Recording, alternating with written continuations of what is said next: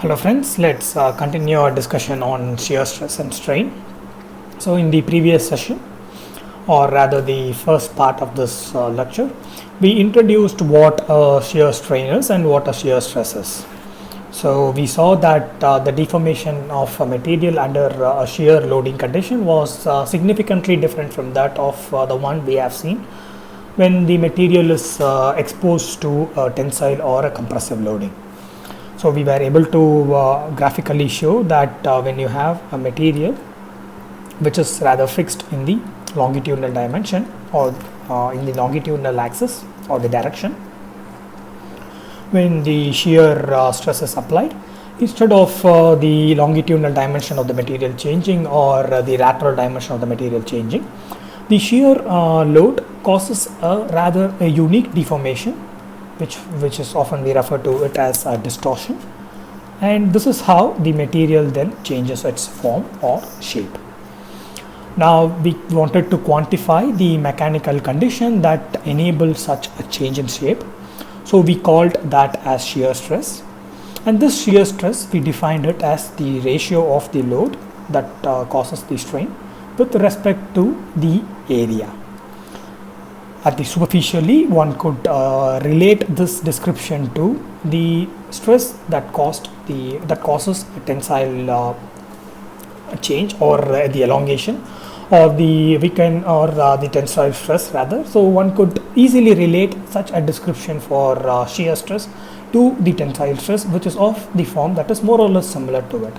But one difference is that the area, the cross-sectional area that we use for the description of tensile stress is perpendicular to the loading direction.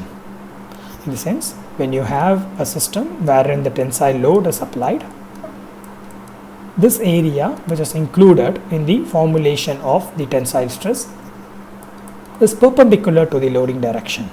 However, the area that is included in the description of the shear stress is the area that is this area that is parallel to the loading direction.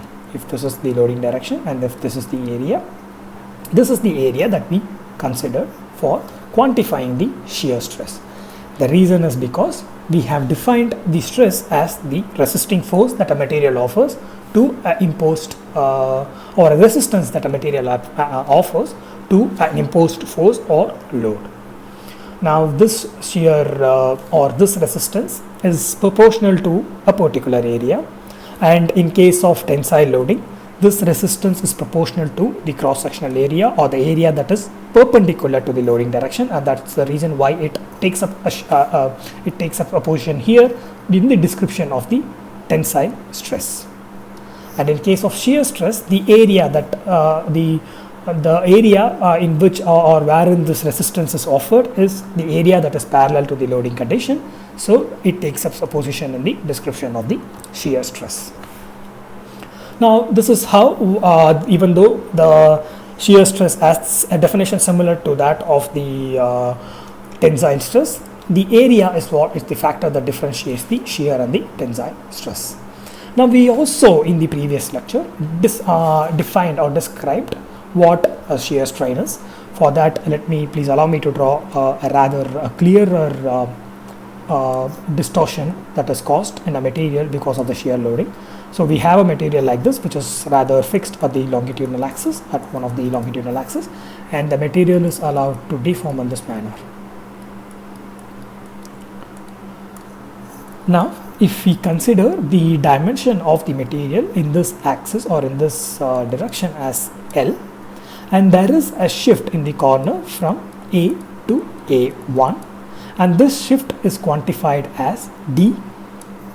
Now the shear strain that is visible to us is possible only because of the shift in the corners, and that is quantified by D, and this shear strain then is expressed as this D in relation to the original dimension of the material, that is L. So we have seen there is a visible shift in the corner that makes this deformation that makes it visible to us. So we have included that shift in the corner as D and we have included or we have normalized it with the original dimension L. Now the reason we use D is because we want to differentiate this shear strain from the tensile strain, which is dl by L. Now this the other way one can observe the macroscopic change in a material when you apply a shear load is the inclination that this L experiences. The L, which was perpendicular to this the other dimension. So this L, which was perpendicular, let's just call this as breadth and this as length. So the breadth, which was perpendicular to the length in the initial case, has now inclined over an angle. So the angle of this has changed, it has lost its orthogonality and now is no longer perpendicular. So that is one way one can think about the shear deformation. So this change or this inclination can be quantified by considering the angle here. Now you have a material, you apply a shear stress and that material deforms in a unique manner. So one way to quantify this deformation is to see the shift in the corners. The other way is to see the inclination now the dimension L experiences, which was originally perpendicular to the base, now as experienced an inclination, and now one can quantify that inclination and call that as and define the strain based on that. So if you want to define or characterize the strain based on this inclination angle theta, so it would be, so what you now have is a right angle triangle. So this would be a right angle triangle, and that would mean that we can then consider tan theta, which would then be the ratio of A1 with respect to L, and that is nothing but D by L, which has when we relate to the expression here, which is equal to the shear strain.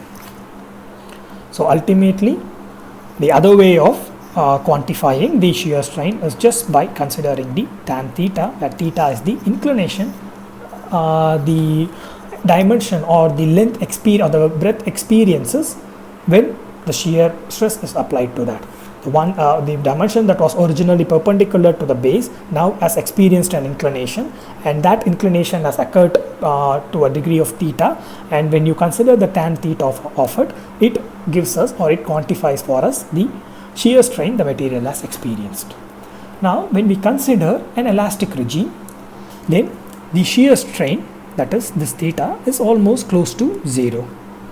So then particularly in radian, so that would mean that sine theta of this very small angle is equal to theta, and cos theta of this very small angle is equal to 1.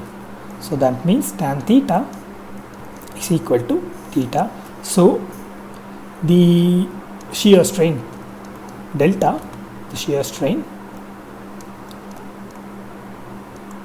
which we saw to be tan of theta, because of the nature of this theta, which is often very small, is just equal to theta. So just the inclination of the originally perpendicular dimension of the material, just the inclination of it helps us to quantify the shear strain. So if you could recollect, this is nothing but D by L, that is the shift in the corners with respect to the dimension of the breadth that was perpendicular to the base. So just by virtue of the inclination, we will be able to define the shear strain. Now we saw that similar to the stress strain or the tensile stress strain, within the elastic region, the shear stress and the shear strain are proportional, and the ratio of the shear stress and shear strain is what we refer to as the shear modulus. So this we saw in our previous lecture. So we thought of building on this understanding, and we thought how we could use the shear modulus to express the deformations that we see in a real two-dimensional material.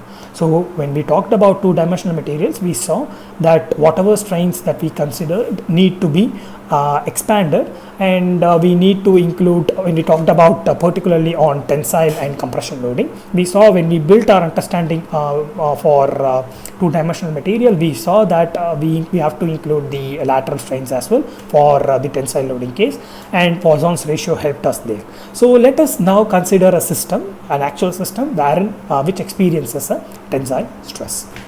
Now for our discussion sake, let us consider a system that is perfect, that is a square in nature, a perfect square in its built, and that is fixed here. And now what happens is that we are applying a shear stress of tau, and now this system has deformed. So this deformed system assumes a shape like this. So the initial square, which we can designate as A, B, C and D. Now the corners of this initial square has moved and assumed has rested in D1 and C1.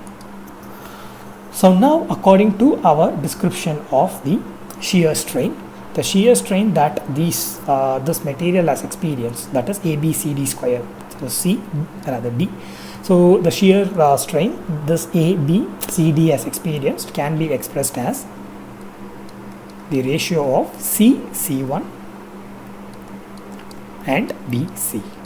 So this is an expression for the shear strain the material has experienced. Now, as often is the case, when you deform a material, it is not only the shear strain or the corresponding strain that happens, there are other forms of strain that is involved. In this case, there are in this case as well, there are other forms of strains that this material experiences. For instance, if you consider the diagonal AC1, so this diagonal has now increased its dimension to AC1. So if you consider the initial dimension of the specimen or the material, the diagonal is AC, or the length of the diagonal is AC. Now since the material has deformed and the corner has in a new position now C1, now the length of this diagonal is AC1.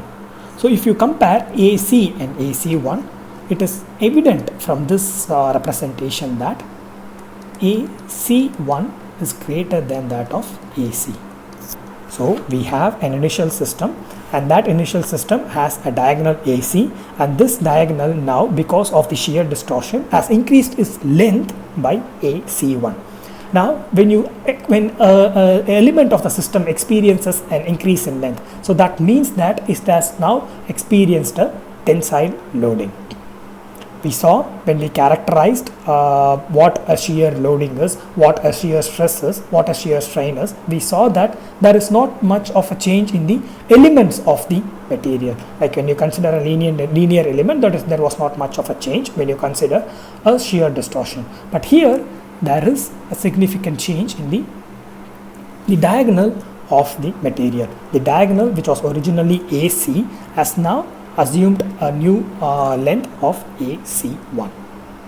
Now this AC1 is greater than that of AC, and we can then say that this has experienced a tensile loading. Now then the tensile loading or the tensile strain that AC, the diagonal, has experienced is nothing but AC1 minus AC, that is the change in length with respect to the original length. Now again, similar to AC, there is also another diagonal BD. Pardon me. There is also another diagonal BD. So this diagonal has also experienced a change in length. However, the diagonal BD, or rather the new diagonal BD1, is less than the size of the original diagonal BD. So that means this diagonal BD has experienced a compressive loading and it has shrunk in size. So a diagonal AC has experienced a tensile loading and its size has increased, and we have written a strain here, and but the other diagonal BD has experienced a compressive loading and its size has shrunk now, and its new size is BP1. So let us focus on these. Let us try to understand, or let us try to quantify the strain that the AC experiences, or the tensile strain that AC experiences because of the shear loading condition. Let us try to quantify that. In order to do so, let us try to relate, or let us try to consider a point along AC1. Let us assume that point to be E, such, and which is also perpendicular from C, such that this AE is equal to the dimension of the original diagonal AC. So we have selected a point, we have considered a point AC in the new diagonal AC1.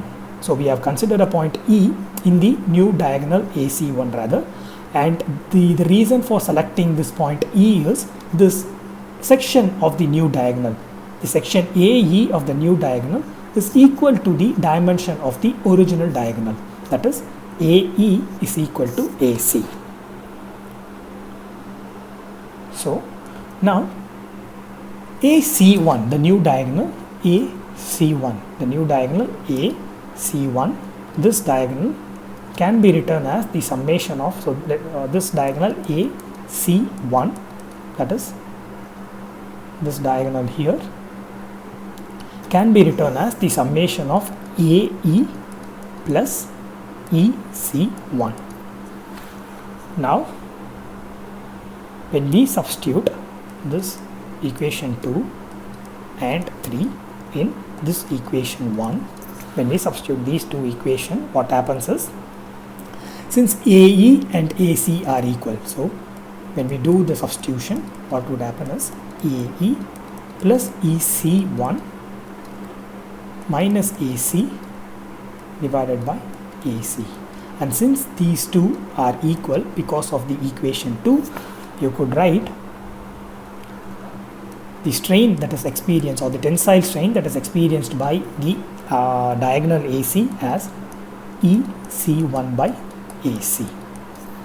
So now we have experienced, we have expressed the strain that the original diagonal experiences, the tensile strain. When you apply a shear stress, the tensile strain that a particular diagonal experiences, we have expressed it in terms of EC1 and AC. So EC1 is this region here, this is the region EC1, and AC is the original diagonal here. So what we have done is, we have expressed the shear strain, or rather the tensile strain that the diagonal AC experiences in terms of the two-dimensional components. So let us try to even reduce this expression and try to make it more general in nature. So for that, kindly allow me to draw at least the essential components of the diagram that we have considered earlier. So yeah, rather. So just the essential components, let us draw here. So this is your A, B, C, D. Now this AC is your diagonal. So that means AC square is equal to AB square plus BC square. So that would, and since this is the specimen or the system that we have considered is in itself is a regular square, that would mean that AB and BC are equal, and AB is perpendicular to BC, that these two sides are perpendicular to each other, then that would mean that AC is rather BC root 2. So this is one way you can express this diagonal AC in terms of the original dimension of the specimen. So we now got rid of AC and we have expressed it in terms of BC. So we expressed it in terms of the, instead of expressing it as the diagonal itself, we have now expressed it in terms of this dimension BC. So now we will try to arrive at a similar expression for EC1. So we have to arrive at a similar expression for EC1. For that, again, I might have to redraw the original system, but now in an expanded manner, just by considering the aspects that are important to us. So now we have our system, the original system A, B, C, D, and the corners have moved from D1 and C1. So now there is this diagonal here, and the extended diagonal here, and now we have our point E such that AC is equal to AE. So now when you consider the system A, B, C, D, that is the actual square that or the original square that we considered, this diagonal then splits the angle that is here into two. So that means that you have an angle that is formed between D, C and A, and a similar angle is formed here between D, C1 and A. So we have an angle DCA and a more or less similar angle that is formed in DC1, so these ones should be in the subscripts just to be consistent. So the similar angle is formed at DC1 and A. So we have these two angles, but since our system, or rather our system, is a regular or a regular square, that means that the diagonal splits the angle here into two equal parts. So that means this theta here is 45 degrees. So ultimately what we have is the angle DCA, which is equal to the angle DC1A. The corner C has shifted to C1, and the angle but remains the same, is equal to 45 degrees. Now we have here, what we have here is a right angle triangle, that is CE and C1 is a right angle triangle. And if you consider, and if you want an expression for EC1, the easiest way to do it is to consider cos theta, which would be EC1 by CC1, that is the theta is here, so it is adjacent by hypotenuse, and EC1 by CC1.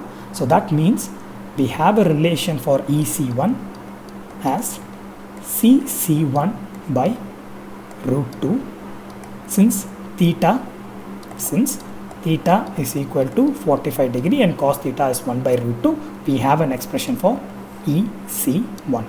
So the expression for EC1 is CC1 by root 2. The CC1 is the shift in the corners, and we have root 2 from the cos theta, which is 45 degrees.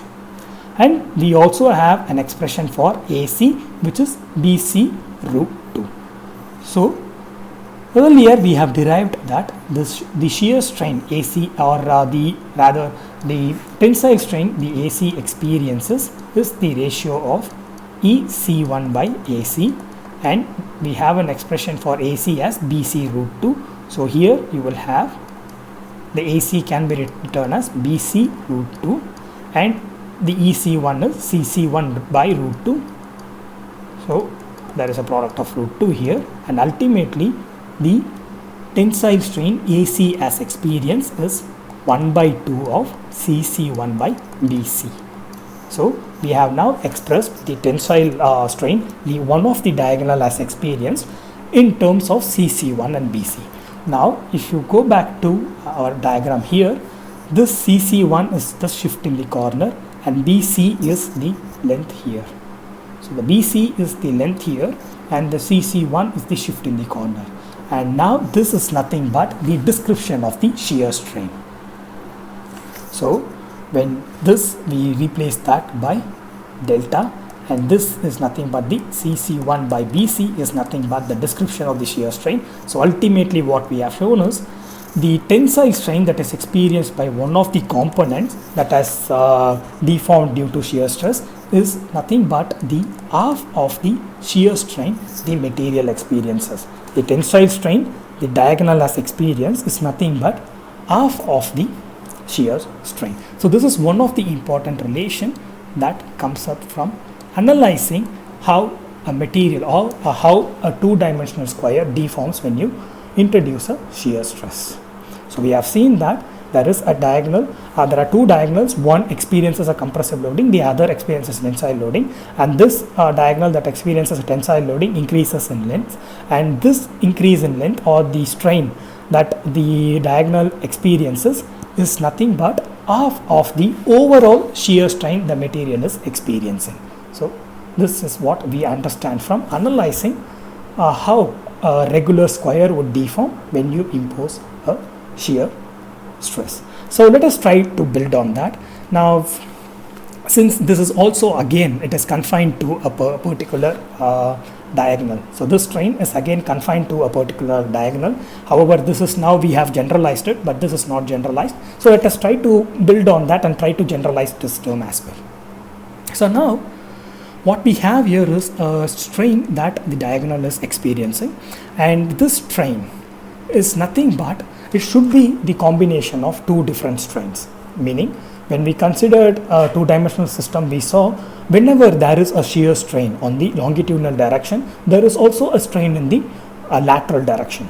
If you could recollect, we had a system, a simple system, something like this, and when we deformed it in this manner, we saw that whenever there is a longitudinal increase in dimension, there was a lateral decrease in dimension, and this we related to the Poisson's ratio, and so the summation of the overall change in the summation of the overall strain in the particular direction would give us the would be for that to have the overall strain in the particular direction, we have to include lateral and the longitudinal strain. That is, if you could recollect, that is what our understanding was when we analyzed a two-dimensional system wherein there was load acting on both the directions.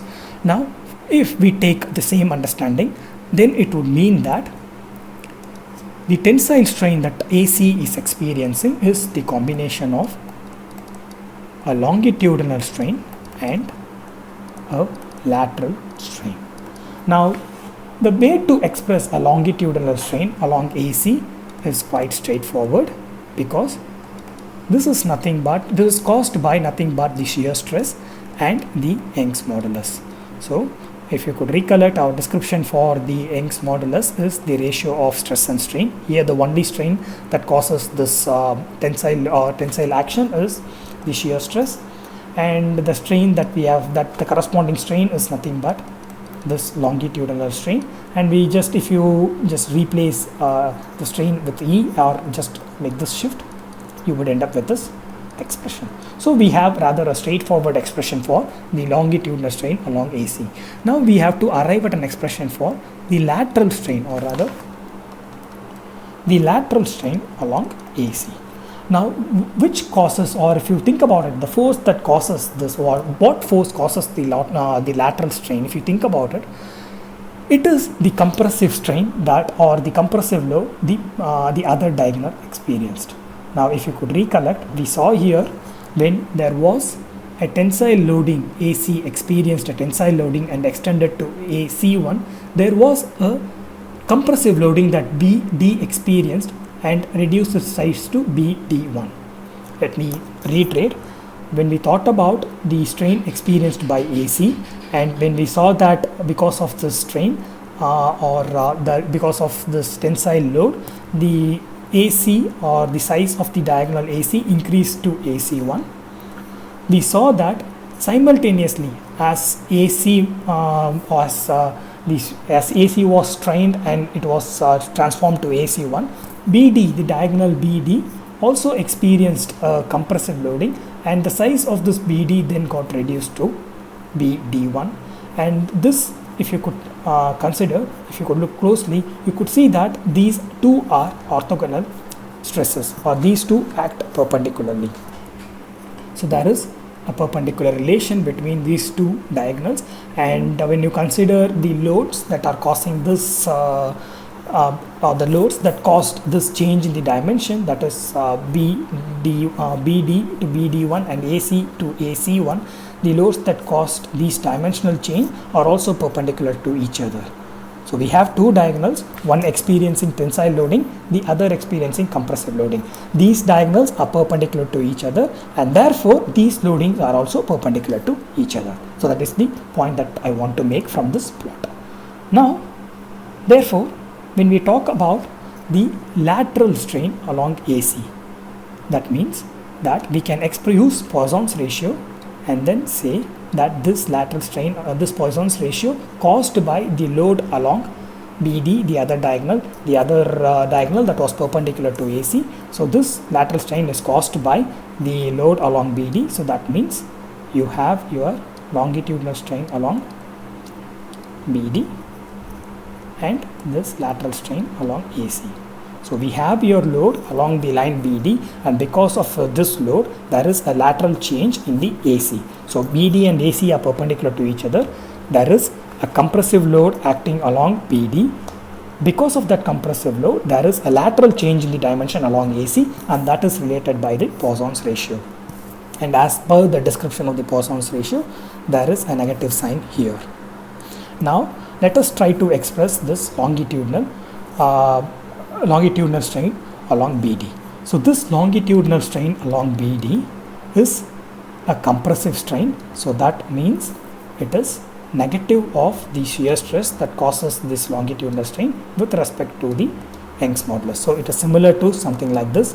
It is of the form similar to something like this. But the only difference is that while AC is experiencing a tensile load, we saw BD is experiencing a compressive load. So that means there should be a negative sign here.